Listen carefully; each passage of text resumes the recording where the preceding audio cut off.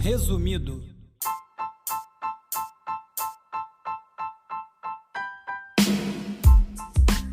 Olá, meu nome é Bruno Natal e esse é o Resumido. Aqui no podcast eu comento alguns dos artigos, links e notícias mais interessantes da semana, sempre de forma resumida, para você poder ouvir lavando a louça, no engarrafamento e se manter informado. Os episódios normalmente não passam de 20 minutos. E dessa vez, tanta coisa aconteceu nos últimos dias, mandos e desmandos e atrapalhadas do governo Bolsonaro, vitória de racista no BBB, o STF censurando, incêndio na Notre Dame, gente batendo palma para tudo isso, que acabou que suscitou uma pergunta, levantou uma pergunta para mim que eu transformei no tema dessa semana. Então o tema dessa semana é: o brasileiro é babaca?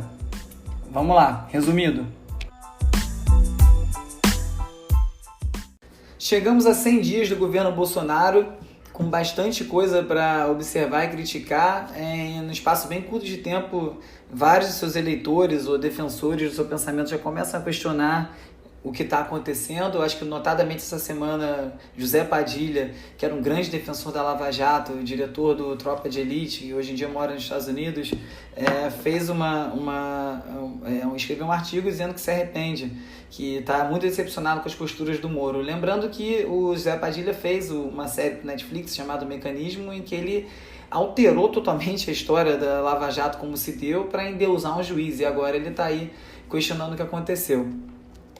A Eliane Brum, no El País, escreveu um artigo muito bom falando sobre 3 aspectos desses 100 primeiros dias de Bolsonaro: a perversão, a barbárie e a resistência. Artigo interessante, levantando esses pontos aí que já são um pouco autoexplicativos de por que caminho ela foi. E você já vendo algumas pessoas já levantando a cabeça, questionando, e outras ainda batendo palma e defendendo o Bolsonaro a todo custo. Mesmo pessoas que se dizem liberais ao extremo da economia, tendo agora que ser obrigado a fingir que concorda com uma intromissão do governo no preço do diesel, por exemplo, que é totalmente contrária à linha econômica proposta pelo governo e pelo Paulo Guedes. Pegou fogo também essa semana na Notre Dame, em Paris, ou na Catedral, uma pena. Rapidamente levantaram milhões de euros. O grupo que controla Louis Vuitton, o grupo que controla Gucci e outros grupos empresários franceses levantaram rapidamente 600 milhões de euros para a reconstrução. E entre as pessoas que doaram está a bilionária brasileira Lili Safra, herdeira do Banco Safra, que doou 88 milhões de reais.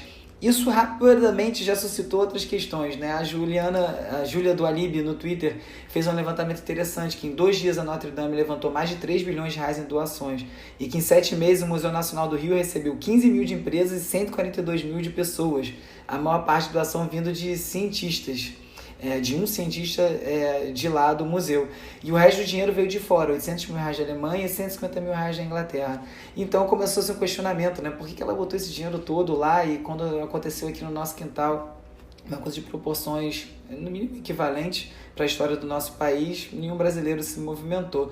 E aí um outro tweet que eu vi que virou um meme era a manchete dessa matéria, né? Quem é a bilionária brasileira que doou 88 milhões para Notre Dame? E o tweet dizia: a mesma que não doa nada para o Museu de História Nacional. Essa semana também a gente viu o Julian Assange preso, assunto bem debatido, polêmico, personagem, né? Enfim, mas não dá para negar a quantidade de coisa fundamental, importante, a parte jornalística da Wikileaks, que abriu tantas coisas, e infelizmente ele acabou entrando por um caminho politizado nas decisões da Wikileaks, o que é bem questionável. Enfim, uma discussão enorme. Não demorou muito. Aqui no Brasil a gente começou a ter censura também. No caso do Assange, fala-se muito em censura da imprensa ao prender ele, a perseguição, teria motivação política, a prisão dele.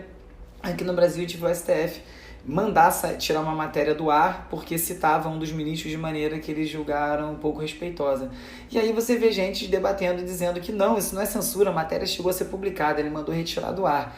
Quem estava defendendo, batendo palma para esse absurdo, foi obrigado no dia seguinte a se confrontar com outra decisão do juiz da SF, Alexandre Moraes, colocado lá pelo Temer, né, recentemente, dizendo que agora é uma censura prévia de mídias sociais, jornalistas e veículos envolvidos com esse caso. E tem gente batendo palma. Então você vê isso tudo e pensa: o brasileiro é babaca? E aí eu perguntei para o André Forastieri, jornalista, crítico, uma voz bem ativa no Twitter, no site andreforastieri.com.br, a opinião dele sobre esse assunto. O brasileiro é babaca, lógico, claro. Nós somos muito babacas, não somos poucos. Na verdade, é assim, se você for pensar, eu sabe que babaca, é uma palavra assim que cabe muita coisa debaixo dela. Como muitas palavras por aí, elas meio perderam o significado, sabe? Mas babaca, se você for olhar no dicionário, significa ingênuo, simplório, tolo, tá? Então, assim, nós somos ingênuos?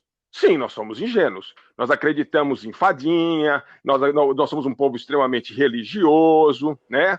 Nós acreditamos em salvadores da pátria, né? Então nós somos ingênuos, né? Nós somos simplórios? Nós somos simplórios, nós somos muito ignorantes, a gente não estuda nada, né? E mesmo quem vai para a escola e se forma, e faz faculdade e tudo, segue sendo simplório, porque a educação no Brasil nunca jamais foi pensada para abrir as cabeças das pessoas, né? No máximo é para dar uma formação técnica de qualidade e olhe lá com as exceções que confirmam as regras, né? E nós somos tolos? Nós somos tolos, né? Porque veja onde estamos em abril de 2019, né? Eu acho que não dá para questionar de tanta tolice que a gente andou fazendo nos últimos anos e nos últimos meses, e tanta besteira que a gente vê todo dia. Eu acho que a gente pode, assim, temos fortes fundamentos para acreditar que sim, somos babacas. E qual seria a saída para isso? Existe um caminho, um movimento aí, uma tendência global, que aquele livro Como as Democracias Morrem fala um pouco disso, né? Mas, assim, se você pegar a grande economia do mundo está crescendo, vai ser cada vez mais poderosa, né, influente, que é a da China, é um país em que existe censura, né? É um país que não é capitalista, não é comunista, ele é uma outra coisa do século XXI aí, mas é um país que tem um grande que tem autoritarismo e também tem um tanto de liberdade, né? Então é menos fechado que já foi e menos aberto do que poderia e deveria ser. E isso está acontecendo em muitos lugares, né? Essa coisa meio mista e que tem muitos, esses super bilionários que não existiam antes, né? Que nem os Koch brothers e o Robert Mercer, gente do jeito que meio que compraram a eleição para o Trump ali, né? Aqui a gente também tem uma coisa meio assim esquisitona e tal. Então, o que eu acho é que nós temos grande risco, a gente no Brasil e em outros lugares do mundo também, porque não só aqui nós somos babacas, né? A gente tem grande chance de escorregar aí para uma situação em que, como o centro é bundão e não resolve nada, e a centro-esquerda, quando chega lá, quer fazer governos que o mercado confie, como, aliás, a Dilma tentou fazer com o Levi e companhia, e se deu extremamente mal, e botou a gente nessa recessão desgraçada, que foi ela que começou essa história toda, não foi o Temer nem o Bolsonaro, né? Então, eu acho que tem grande chance dos autoritários usarem os demônios que assustem as pessoas. Em alguns lugares são imigrantes, aqui são os comunistas, ou os gays, ou sei lá o que, a coisa para assustar as pessoas de uma maneira, e as pessoas assustadas, elas decidem de maneira ainda mais babaca do que quando elas não estão assustadas, né? O ser humano decide muitas coisas com o fígado, né? Então, eu acho que nós temos grande risco aí, o mundo corre grande risco do século XXI ser um século com um grau de autoritarismo muito, muito grande, não necessariamente com cara de ditadura. Pode ser uma coisa mais misturada e mais confusa, com tons de cinza. Mas eu também quero ser otimista e também quero acreditar que esses celulares que a gente carrega por aí e a capacidade de conexão, de comunicação, de informação fantástica que nós temos hoje, que a gente nunca teve no passado, também há de servir para as pessoas irem, com o tempo, também tendo, ou algumas pessoas, ou muitas pessoas, irem desenvolvendo o seu espírito crítico. Então você acha que tem jeito? Sim, nós somos babacas, mas nós somos macaquinhos espertos, sabe? A gente, de um lado, nós somos uns primatinhas, assim, bem que gosta de um macho alfa, bem assim com espírito de horda, né? E que gosta de comer, trepar e tacar merda nos outros, né? Mas também a gente tira fotos de buracos negros e a gente inventa coisas legais, né? Então, vamos fazer figa. Outra notícia que chamou bastante atenção essa semana foi a vitória da Paula no BBB. Sei que ninguém assiste BBB, muito provavelmente, as pessoas que estão aqui ouvindo esse podcast, eu certamente não assisto, mas grande parte do nosso país assiste. A Paula, para quem não sabe, eu acompanhei isso só pelo Twitter mesmo, foi uma das pessoas que estava na casa, que fez comentários racistas, e não foi uma, duas vezes, e não foi sutil, e foi uma vez atrás da outra, e parece que quanto mais comentário racista ela fazia, mais ela crescia na casa, com o público, defendendo ela nos votos e tal. Eu cheguei ao ponto que na final eu me cadastrei no BBB para votar contra ela, não adiantou nada, ela levou com 61% dos votos, premiada com R$ 1,5 milhão, com direito a um discurso do Thiago Leifert, que é o apresentador do programa, relativizando, falou que o BBB premiou a originalidade, quem foi de verdade. No país que a gente vive é um assunto bem, bem importante, então eu convidei o Ale Santos, que é um cara que eu sigo no Twitter, ele assina a coluna O Guia Historicamente Correto do Brasil, onde ele na Vice, onde ele apresenta uma versão negra da história brasileira, com um olhar afrocentrado sobre os eventos que construíram a nossa sociedade. Ele é autor do livro Rastros de Resistência, que ainda vai sair, que é sobre histórias negras de luta e liberdade, pouco conhecidas pela maioria. Então, como ele é um cara que entende muito esse assunto, eu perguntei para ele o que ele achava disso tudo e o que ele achava do nosso tema. O brasileiro é babaca? Eu não gosto de generalizar a esse ponto, né, de falar que todo brasileiro é babaca. Mas a gente vive num país que tem uma tradição racista, assim, uma tradição escravagista, uma tradição escravocrata, e sim, o imaginário de quase todo brasileiro ainda é o imaginário racista. Então, eu acho que isso é bem mais próximo de se dizer, e a Paula, ela não só representa, como ela expressa abertamente o imaginário racista que foi construído na história na nossa civilização, na sociedade brasileira, né? Por que você acha que esse resultado acontece com tanta naturalidade? Eu acredito que os últimos anos, algumas medidas progressistas aconteceram na sociedade, né? Tipo, eu sou um cara que eu me formei pela política de cotas. Eu conquistei um espaço que eu não deveria conquistar, porque quando eu entrei na universidade, só 3% dos universitários no Brasil eram negros. Hoje eu acho que chegam a 30%, mas diplomados mesmo ainda são 9%. Então, eu acredito que nos últimos anos, não só pelas políticas, mas também pelo movimento natural, os negros começaram a romper algumas paredes, algumas limitações que a sociedade, que a classe média branca e racista tinha conseguido consolidar desde a abolição, né? Que a abolição foi um acordo ali entre compadres para manter os privilégios das pessoas. À medida que os privilégios foram sendo confrontados, criou-se ali alguma repulsa, sei lá, criou-se ali algum tipo de sentimento que surgiu no contragolpe a partir dessa última eleição, que as pessoas estão chamando de conservadorismo, né? De conservar o que a gente deve conservar num país que tem uma história escravocrata que aconteceu há menos de 130 anos, né? Uma sociedade que há menos de 60 anos, uma sociedade que só criminalizou o racismo em 1988, né? Menos de 30 anos. Eu nasci no Brasil que não criminalizava o racismo, que eu nasci em 86. Então, mas as pessoas ainda têm esse saudosismo de tempos que não eram bons para todo mundo, só eram bons para um tipo de pessoa no Brasil, que é a pessoa branca e rica. E aí, de alguma forma, a gente está vivendo um momento global onde esse saudosismo desses privilégios estão voltando para saindo à tona da sociedade. E aí o Big Brother, a Paula ter vencido, falando essas atrocidades, a primeira vez na história que uma participante do Big Brother sai tem que prestar ali depoimento na polícia e tal, tudo isso acontece porque as pessoas permitiram, tornaram como descendentes com esse sentimento, porque elas também estavam sentindo isso. É o contragolpe dessa sociedade que não gostou de compartilhar os espaços com pessoas pretas e pobres e que agora quer retomar esse espaço.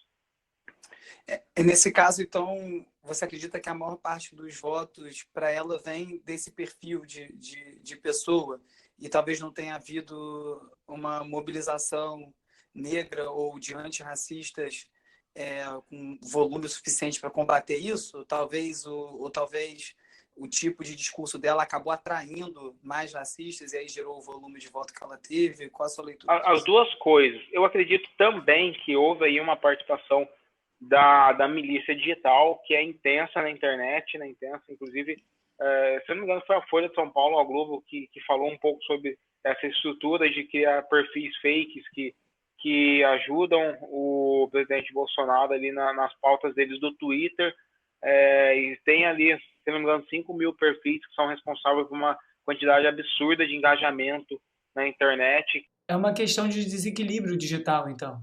A internet ainda não é uma terra igualitária ou totalmente democrática, porque a população negra ela ainda é a menor parcela que ocupa a websfera brasileira também, né? Tem aí as pessoas que utilizam banda larga, as pessoas que estão utilizando mais esses espaços, não são negras. Então, a gente tem sim um decréscimo ali, uma desvantagem em votações populares. Isso é muito...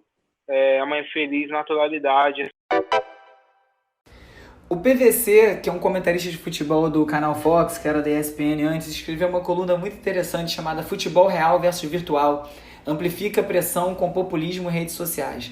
Ele pega o caso da torcida do Flamengo e a reação inflamada que tem no Twitter, principalmente, essa facção da torcida conhecida como FlaTT, que bota muita pressão, critica muito o Abel Braga. E ele começa a falar como a imprensa repercute esse tipo de comportamento da torcida e vira um tema e transforma em matéria. Isso a grande imprensa, né? Os grandes canais que têm equipe de jornalismo para fazer isso. E o que ele questiona é que a torcida do Flamengo tem 32 milhões de pessoas. Então, como é que esse micro-universo do Twitter pode, de repente, se tornar representativo do que a torcida inteira pensa ou do que o Abel é?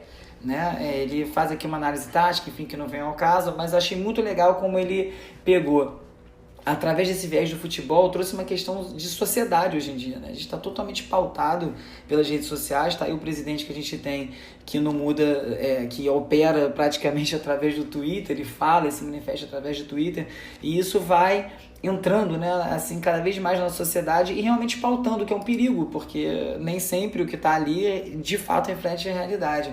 O Ale falou um pouco aqui antes sobre isso, né, as distorções de presença online, no caso que ele falava dos negros, não ter a mesma presença que os brancos e pessoas mais ricas, e o mesmo vale para a torcida, o mesmo vale para tudo online. E aí um artigo da New Yorker, muito bom, falando sobre a questão urgente de notícias mais devagar e melhores, mais lentas e melhores, né? Do jeito que a cobertura online está hoje em dia, está tudo não há mais apuração, todo mundo quer twittar primeiro, né? Já foi o tempo que as pessoas queriam escrever uma matéria antes, agora as pessoas querem twittar antes e já basta. A gente vai entregando a nossa vida para esse ritmo e vai cair em outros lugares, né? Um outro artigo muito bom que eu li essa semana na Nature, a revista de natureza, fala sobre como os perigos do abuso da inteligência artificial, o perigo dos abusos das inteligências artificiais ser muito real. As inteligências artificiais são os algoritmos que comandam os nossos feeds e vai se aprofundando na nossa vida e tomando escolhas e pautando novamente o mundo, e como é perigoso a gente entregar nossas decisões para um mecanismo desse.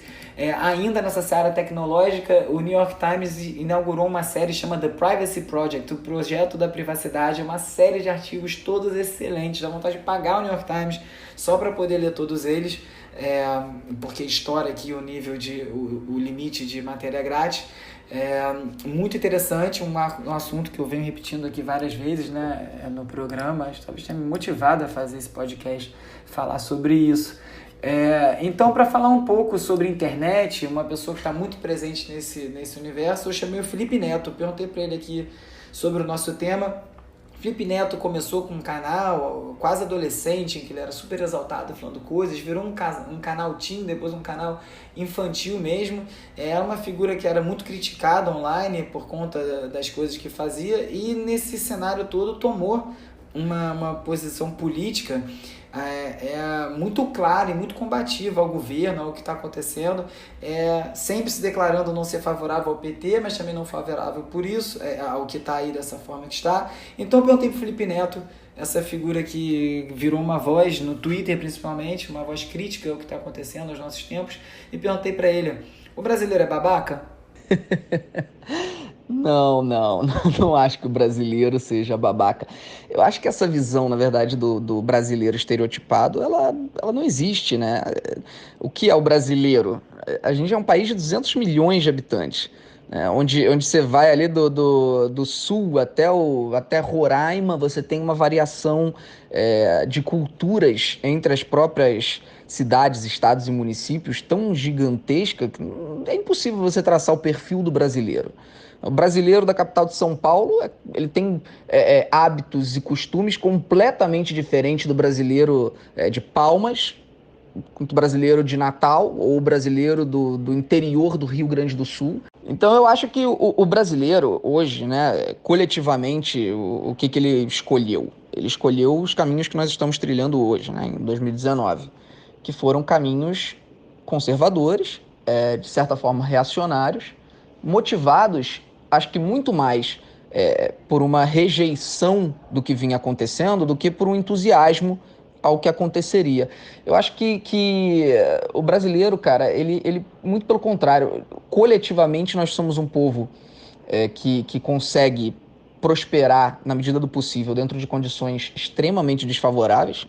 Então, só o fato de nós sermos uma economia potente, o fato de nós termos empreendedores, o fato de nós criarmos coisas relevantes para o mundo, num país que tem só 500 anos, e 500 anos em que grande parte disso foi comandado por, enfim, regimes que não tinham como desenvolver o país, tanto culturalmente quanto em termos de criação e criatividade. Eu acho que a gente foi muito bem, cara, analisando o nosso contexto. A gente foi muito bem. Só que está na hora de mudança, né? E o povo, ele clama por mudança. Essa mudança, ela veio por um caminho que eu discordo, infelizmente. O que pode fazer com que as pessoas pensem que o brasileiro é reacionário, é coletivamente ultraconservador, rejeita direitos humanos, etc. E eu discordo, cara. Eu acho que o Brasil é um país incrivelmente misturado, no sentido mais positivo da coisa. E acho que a gente está vivendo uma fase de polo extremo em relação ao que a gente vinha vivendo. Então as pessoas foram por um caminho que elas consideravam apropriado para se desfazer dos erros do passado recente. E o que a gente tem que fazer agora é lutar para que os erros do passado não recente, para que eles não voltem, né? Para que a gente não volte a ter a repressão, para que a gente não volte a ter a censura, para que a gente não volte a ter um regime de imposição, ao invés de um regime democrático e que abrace as diferenças. Então para você tem jeito. A luta hoje ela tem que ser essa, né? Pela vitória dos direitos humanos, pela vitória do coletivo. E eu acho que o brasileiro ainda vai surpreender muito o mundo, como já surpreende, né? O nosso povo tendo criado tanta coisa incrível dentro das condições que a gente viveu ao longo dos últimos 500 anos. Então, pode ter certeza que o brasileiro, coletivamente, é um povo incrível e que o caminho que a gente tomou agora politicamente, ele é passageiro, ele é fase. Com certeza a gente vai se ajustar. Cultura. Poucas vezes um hit musical conseguiu suscitar tanta discussão quanto o sucesso Old Town Road do rapper Lil Nas X. O que aconteceu foi o seguinte: esse rapaz ele era muito ativo no Twitter, ele resolveu virar músico. Ele fez uma música com uma temática de country music, desde o título até o tipo de sotaque que ele usou para cantar e alguns samples de bandolim. E ele, muito esperto, é um cara muito esperto de internet, ele subiu essa música nas plataformas e marcou ela no estilo como country e não como rap, que quando você ouve é o que mais parece. Agora, quem é que vai dizer o que é rap e o que é country? É a primeira discussão. O que aconteceu, a esperteza dele foi o seguinte: ao botar nessas plataformas, nessa categoria, ele fugiu da briga com os hits de rap. O rap é o maior estilo, comercialmente falando, hoje em dia no mundo. Então, qualquer briga ali por estar no topo das paradas é briga de foice, de gente grande. Ele entrou ali como um Zé Ninguém, começando, e deu certo.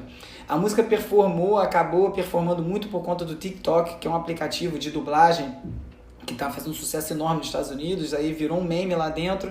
A música pegou, e como ela pegou pelo TikTok, as pessoas começaram a ouvir no YouTube, nas plataformas de streaming, a música performou e foi parar no topo das paradas. Só isso já seria uma história, o que aconteceu, mas o que aconteceu foi pior. Quando ele chegou em primeiro lugar de country na Billboard, gerou uma briga no mundo country. Para quem não sabe, essa cena country nos Estados Unidos, ela é comandada a partir de Nashville, onde é uma central de gravadoras de música muito ativa nos Estados Unidos, de estúdios e tal. E o pessoal reclamou: não, isso não pode tá na nossa parada, tem que ser retirado. E a Billboard retirou. Falou que não tinha elementos suficientes para caracterizar como country. E aí a discussão ficou aberta, porque o Lil Nas X é negro e começou a virar uma discussão racial. Não é country porque ele é negro, porque a temática tá lá. Ou então quem é que vai dizer o que é country, o que é rap? Virou uma discussão muito maior. E aí, para completar, ele fez um clipe em realidade virtual totalmente com a temática de country, cavalos, chapéus, não sei mais o que, e fez um remix da música que ele chamou um grande nome da música country americana para fazer uma intro no começo. E aí sim configuraria uma música country, mas nem assim ele entrou. O que aconteceu é que ele entrou no Top 100 da Billboard, sem mais, no primeiro e no segundo lugar com as músicas, e a discussão estava posta. O que eu achei muito interessante nisso é que essa mudança de paradigma em que a gente não é mais comandado por grandes corporações decidindo o que é o que e quem tem voz e quem não tem, né? Quando isso mudou e um próprio autor vai lá e diz que a música dele, que ouvindo, a gente aqui com o ouvido leigo brasileiro vai achar mais próximo do rap e do trap, ao ele lá botar country, ele bagunçou totalmente a estrutura que estava posta, porque a estrutura foi sempre formada para ser de baixo para cima e que a gente não tivesse voz. Então a gente parece que a gente está passando por esse grande momento de mudança em que a gente ganhou um poder que antes a gente não tinha. Isso está gerando uma transformação na sociedade gigantesca, a gente está vendo isso refletir em todo ponto.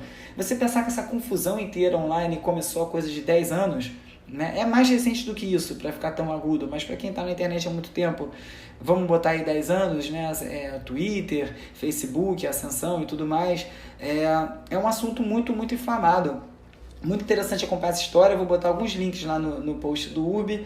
E aí eu vou aproveitar para comentar aqui também brevemente Chemical Brothers com um disco novo, No Geography, ressuscitando os anos 90, essa volta dos anos 90 que está prometendo e parece que não vem, né? Tá bem comentado. Anderson .Paak, também um rapper que faz um trabalho com soul, R&B, ele canta e toca bateria, sempre discos muito legais, embora até ache mais legais o que ele faz com NX Worries, No Worries, né, que fala, mas escreve NX Worries. Lançou disco novo também, Ventura, vale a pena, e o Flying Lotus lançou um curta com participação do David Lynch para anunciar o próximo disco. Além disso, eu vou botar a playlist tradicional do Resumido, que muda de músicas toda semana, e é isso de cultura.